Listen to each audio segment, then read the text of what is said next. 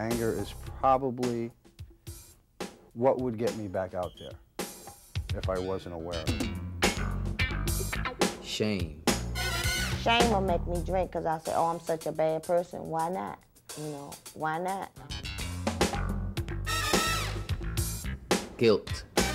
I felt guilty about everything. I felt guilty about past relationships. Self-pity. I always like to think that I'm the worst person in the world. You know, I'm not a good mother, I'm not a good daughter. Nobody loves me, poor me, oh, why not me? Feelings alone contribute to relapse, especially if you don't know how to deal with them. Part 4, Catching Feelings, narrated by Tio, presents new ways of coping with difficult emotions in early recovery without picking up. I know when I was out there, I didn't handle my feelings too well. Because if I felt something I didn't like, I used. And you probably did too. But now that we're clean and sober, those feelings are going to be coming back.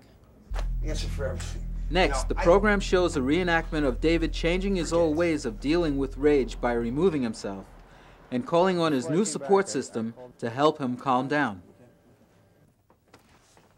We'll talk later. The segment on tools for dealing with feelings illustrates 3 important coping skills. Just sit through feelings and don't pick up. Get emotions out by talking, crying, or writing about them. Or find some physical release. The tape presents role models to help men express their feelings. You know, I could start talking about things like that. And it didn't mean that I was a punk. It meant that I was a man. That was the real sense of being a man, that I can say what's on my mind.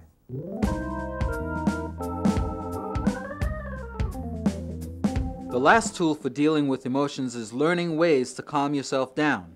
The tape shows examples of how to do this. 4 emotional danger zones are then presented, with ways to cope with each one while staying clean and sober.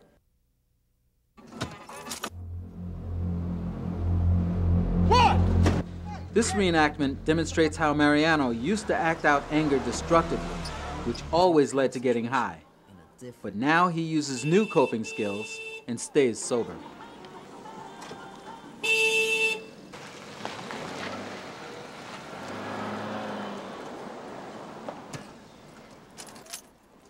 Grabbed out my little notepad and I started writing.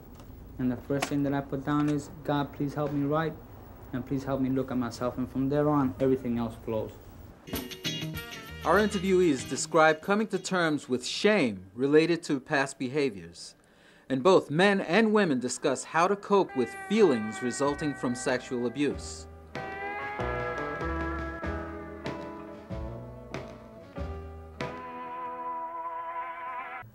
But it's pain. And that can also cause me to drink or use again. If I continue to hold on to that pain and don't acknowledge that it's there. And until I brought it out, it was like, wow. You know, it was like a weight lifted off of me. And when I told... Guilt and how to deal with it makes up the next segment. Finally, self-pity is addressed and how to deal with feelings that come up when things don't go right. Part 4 wraps up with a segment on dealing with chronic illness and recovery, like Alice with cancer. We asked her how, with a fatal illness, she kept from saying to herself, why me? I got clean for this? Yeah, I did get clean for this. I got clean for this. To go through my trials and tribulations, deal with what I have to deal with, clean and sober with the grace of God in front of me. That's what I got clean for. Michelle learned that she is HIV positive. We asked her how she keeps from relapsing. I thought about using, you know, like just say forget it and just throw it all in. But I didn't want to do that. I work and gain too much back to just throw that back like that. I worked too hard. I cried too many tears to just let that go.